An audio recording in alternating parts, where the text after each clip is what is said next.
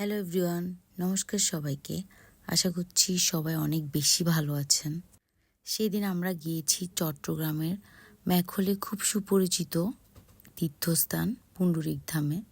আমি শুনেছি এই জায়গার ইতিহাস নাকি 200 বছরের পুরনো। প্রথমে ঢুকে আমরা মহাকাল দর্শন করে নিলাম।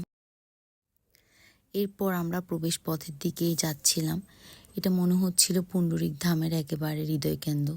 প্রবেশপথে দাঁড়িয়ে আছে বিশাল দুইটি ভগবান শ্রী বিষ্ণু মূর্তি, যেন স্বয়ং নারায়ণ সকল ভক্তদের আহ্বান করছিল। এরপর আমরা শ্যামকুণ্ডে গিয়েছিলাম। গিয়েই মনে হচ্ছিল যেন ঈশ্বরের রাজ্যেই প্রবেশ করেছি।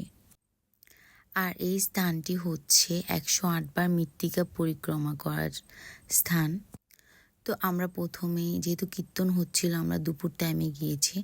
আমরা গিয়ে অনেকক্ষণ কীর্তন করার পর আমরা প্রসাদ নেওয়ার জন্য টিকিট কাউন্টার থেকে টিকিট কেটেছি। আমি আরও প্রায় 10 বছর আগে একবার গিয়েছিলাম, তখনও অবশ্য আমার অনেক ভালো লেগেছে। পুণ্ডরিক ধামকে শ্রীমতী রাধারানীর বাবার বাড়ি বলা হয়। আর ইনি হচ্ছেন সেই বৈষ্ণব মহাপুরুষ যার কথা শুনে শ্রী চৈতন্য মহাপ্রভু নিজেই কেঁদে দিয়েছিলেন। এরপর আমরা রাধাকুণ্ডের দিকে যাই। সেখানে মাছগুলোকে আরও অন্যান্য সবাই খাবার খাওয়াচ্ছিল।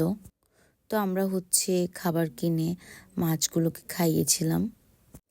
এরপর আমরা সবাই মিলে পুরো মন্দির যেখানে যেখানে ছায়াযুক্ত জায়গা সেখানে গিয়ে গিয়ে হাঁটছিলাম। খুবই ভালো লাগছিল। পুণ্ডরিক ধামের অনেক কিছুই যে বৃন্দাবনের আদলে নির্মিত। এরপর আমরা গোমাতা দর্শন করতে গিয়েছিলাম। আমরা ওখানে অনেকক্ষণ ছিলাম, গোমাতাকে আদর করছিলাম। তারপর আমরা সবাই 108 বার মৃত্তিকা পরিক্রমা করেছি, যেখানে প্রতিটা পাথরে দাঁড়িয়ে হরে কৃষ্ণ কৃষ্ণ কৃষ্ণ হরে হরে, হরে রাম রাম রাম হরে হরে বলা হয়। পুণ্ডরিক ধামের একটি জায়গায় আমি শ্রীকৃষ্ণ গিরির ওপর গোচারণ করছেন, এই দৃশ্যটা আমি দেখেছি, বাট আমি ভিডিও করতে ভুলে গিয়েছি। দেন আমরা প্রসাদ পেয়ে নিলাম। প্রসাদ পেতে আমাদের অনেক লম্বা লাইন ধরতে হয়েছিল।